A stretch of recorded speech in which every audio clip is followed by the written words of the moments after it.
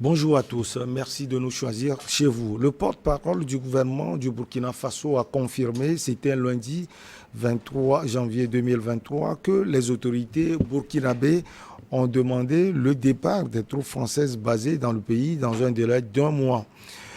Nous allons discuter de cela avec Mamadou Diouf, l'éditorialiste maison. Mamadou Diouf, bonjour, vous allez bien? Bonjour Michel. Première question, que vont devenir les soldats de cette force sabre? Elles vont rester des soldats de l'armée française. Et comme la France a dit et répété qu'elle ne quitte pas le Sahel, ben on ne sait jamais. Il y a encore des espaces où ces soldats peuvent aller. Le Niger peut-être? Ben, au Sénégal, en Côte d'Ivoire, pourquoi le Niger seulement? Au Bénin, puisque n'oubliez pas que le président béninois également, avec les problèmes qui sont au nord, avait sollicité l'aide de la France. Maintenant, le problème, c'est qu'on est dans une période de réflexion en France sur la politique française en Afrique. Rappelez-vous ce que le président Macron avait dit avec le départ des soldats au niveau du Mali. Il se donnait 6 mois pour réfléchir sur comment réorganiser cette intervention militaire. Mais très certainement, ils sont dans cette réflexion. Et dans cette réflexion, ils avaient bel et bien prévu, avec le France Dégage qu'on voit un peu partout dans nos pays, cela comme étant une perspective. Et certainement, ils avaient un plan B qu'ils n'ont pas encore dit aux gens pour le moment. Mais c'est l'armée française, à défaut de se retrouver dans un autre pays dans la zone, mais ils ont de l'espace en France pour retourner chez eux. Alors, quelles sont les conséquences de cette demande de retrait des soldats français entre les deux pays? Ben, sur le plan militaire, au niveau du Burkina, contrairement à ce que les gens pensent, il n'y a pas de grandes conséquences. La situation du Mali n'est pas la même que la situation du Burkina. Au Mali, effectivement, les soldats français allaient surtout sur la zone des 3 frontières. Ils avaient 3 bases sur place et se battaient sur le terrain. Au Burkina, ce sont les soldats du Burkina qui se battent sur le terrain. De temps en temps, ces soldats français peuvent intervenir. Mais il n'y a pas une action coordonnée entre ces deux armées sur le terrain en train de se battre. C'est pour dire que, d'un point de vue résultat sur le plan militaire, cela n'intervenait que de façon ponctuelle en essayant de cibler les responsables de ces groupes armés terroristes.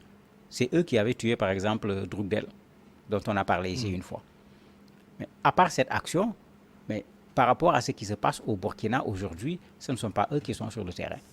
Et d'ailleurs, heureusement pour la France, parce que s'ils étaient sur le terrain, tout le monde sait qu'au Burkina aujourd'hui, et le président de la République l'a reconnu, les attaques se sont multipliées, les choses n'ont pas diminué. Donc s'ils étaient sur le terrain, ça veut dire qu'ils n'ont aucune efficacité. Donc on ne les accuse pas également de ce qu'ils n'ont pas fait. Maintenant, le Burkina a été très clair. Le Burkina ne parle pas de rupture avec la France. Mais le Burkina demande tout simplement que cette force sabre quitte le Burkina en se fondant sur l'accord qui les lie, en leur donnant un mois pour quitter. Mais le Burkina reste ouvert à la livraison de matériel venant de la France. Ils n'ont pas du tout fermé la porte. Donc on n'est pas encore dans la situation du Mali où ce n'était pas un départ des soldats français seulement, mais c'était une véritable rupture entre deux pays. Et on a vu même au niveau du langage tenu de part et d'autre qu'on était vraiment en situation de crise, en situation de confrontation. Au Burkina, ce n'est pas le cas. Le porte-parole du gouvernement est sorti, il s'est exprimé, il n'a pas relevé des griefs contre la France. Ben, il n'a pas tort parce que dans l'accord, pour refuser cet accord, il n'est pas prévu que la partie qui refuse soit obligée de dire pourquoi. Alors, les gens se posent cette question, peut-être après le départ des troupes françaises, il y aura d'autres troupes qui vont arriver, pas forcément françaises. Ce n'est pas évident, bien que ça trotte dans l'esprit de tout le monde parce que c'est ce qui s'est passé en Centrafrique, c'est ce qui s'est passé Au Mali? au Mali. Est-ce que la même chose va se répéter au Burkina? Ceci d'autant que le départ intervient alors que le premier ministre burkinabé, l'ambassadeur de Russie a été changé. On a vraiment vu la Russie en grand au niveau du Burkina. Est-ce que c'est de cela qu'il s'agit? C'est trop tôt pour le dire. N'oublions pas ce que le président ghanéen avait dit à l'époque et qui avait créé une petite C'était aux crise États-Unis. avec le Burkina en parlant de l'installation probable de Wagner. Mais la ministre des Affaires étrangères, si on s'en tient à ce qu'elle a dit, elle dit qu'on n'a pas fait partir les Français pour faire venir Wagner. Mais comme vous le savez, il n'y a pas quelque part où on a fait venir Wagner en disant officiellement on fait venir Wagner. Même là où ils sont, on nous dit qu'ils ne sont pas là, bien que tout le monde sait qu'ils sont là. Donc attendons de voir. Il ne faut pas aussi qu'on soit dupe et qu'on dise non, ce n'est pas pour ça, oui, c'est pour ça. Attendons. Quel que soit Alpha, les choses vont être claires dans les prochaines semaines. Si Wagner est là-bas, on pourra parfaitement le savoir. Alors, même si elles ne participent pas, comme vous l'aviez dit, directement au combat, les forces françaises, est-ce que vous pensez que avec leur départ, le Burkina Faso a les moyens, tous azimuts, aujourd'hui, pour faire face au terrorisme? Je me dis que c'est la réflexion que le Burkina a eu à faire. Parce que le contraire, ce serait grave. Si le départ de ces troupes françaises se traduit par le fait que les groupes armés terroristes prennent le dessus, ben ça veut dire que l'armée burkinabé n'était pas capable de protéger son pays. Alors que depuis le premier coup d'État, avec le second coup d'État, ce qu'on dit, c'est qu'il faut que ce soit les Burkinabés qui défendent leur pays, et c'est ça qui est normal, c'est ça qui est logique. Il y a eu ce recrutement de 50 000 volontaires pour la défense de la patrie, les VDP, qui vont effectivement dans ce sens, ce qui, à mon avis, est une très bonne chose. Mais il ne faut pas qu'on se trompe, les VDP ne sont pas des militaires.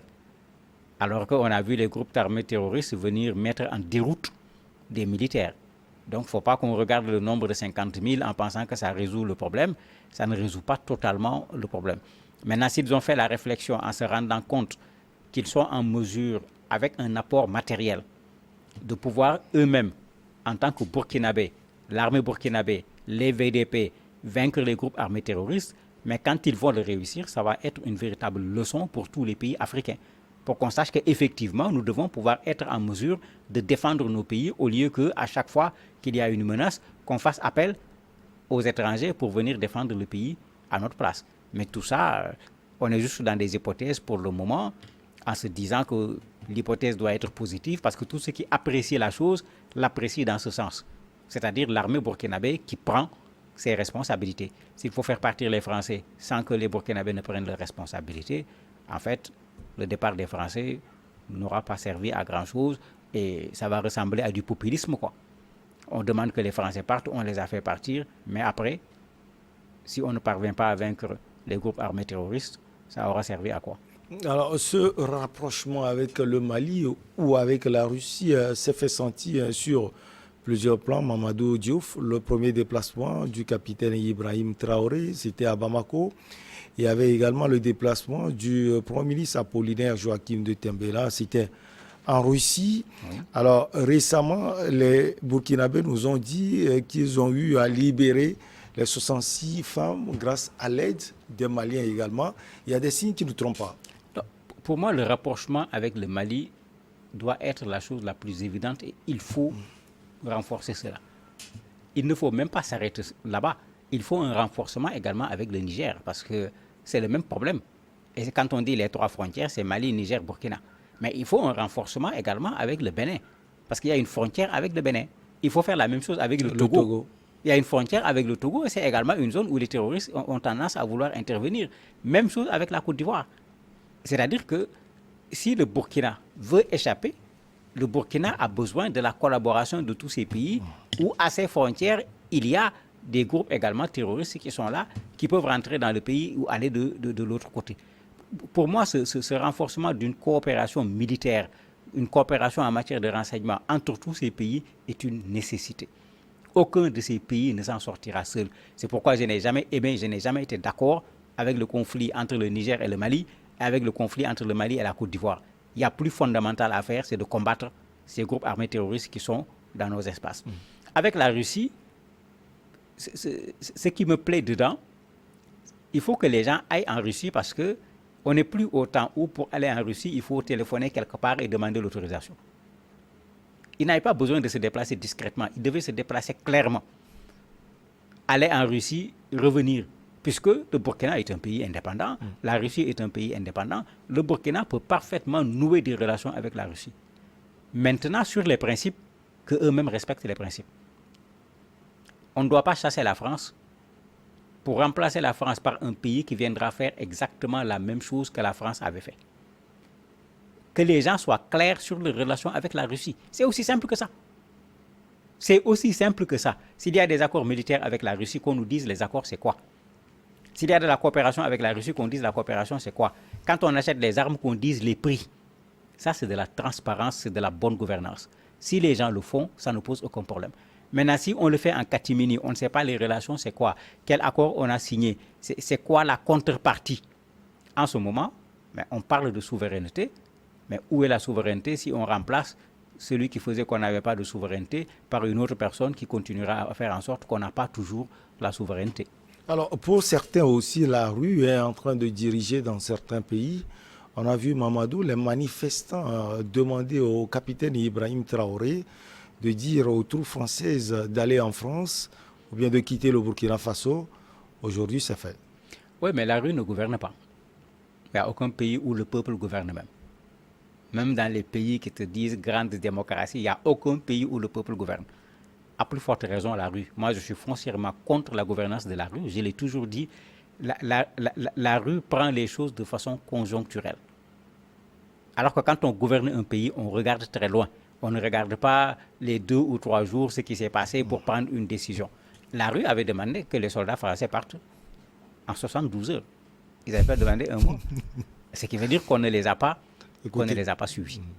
Et ça, ils ont bien fait de le faire. Maintenant, il est vrai qu'il a un problème à l'intérieur avec une opinion publique qui est devenue particulièrement réticente par rapport à la présence française. Au même moment, le Burkina veut mobiliser ses citoyens. Le Burkina veut mobiliser son opinion publique pour un combat.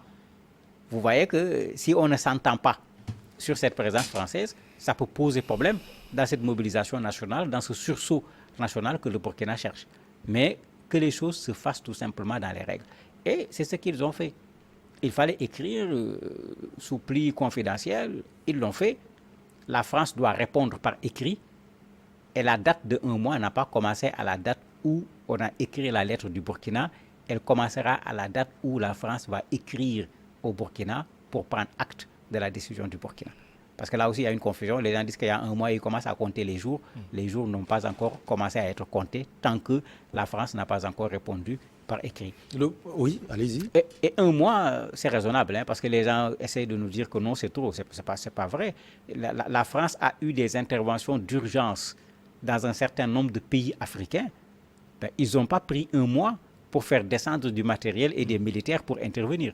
Donc, pour le refaire alors qu'il n'y a pas de situation de guerre, je me dis que c'est possible si vraiment la volonté y est.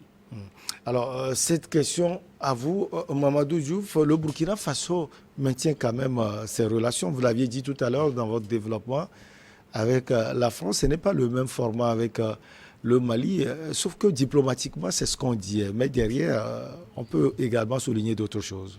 Non, mais pour le moment, en fait, quand le président français demande des explications, en fait, c'est pour être situé. Puisque pour le départ des militaires de Sabre, c'est clair. Est-ce qu'il s'agit de ça seulement? Ou bien il faut le mettre en relation avec le départ demandé de l'ambassadeur? Il faut le mettre en relation avec le fait que les Burkinabés ne semblent plus vouloir de la France de façon générale? Ce n'est pas encore clarifié. En tout cas, la ministre des Affaires étrangères, le porte-parole du gouvernement, se sont limités à parler du départ des militaires.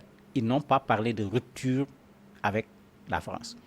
Et si vous regardez jusqu'à présent, la France n'a pas encore donné la réponse que les gens attendent. Sauf que un porte-parole du ministère des Affaires étrangères de la France a dit que bon, ils ont reçu effectivement la note confidentielle et qu'ils vont s'y mettre et ils vont respecter les délais. Mais bon, vous savez, la France a des intérêts dans cet espace.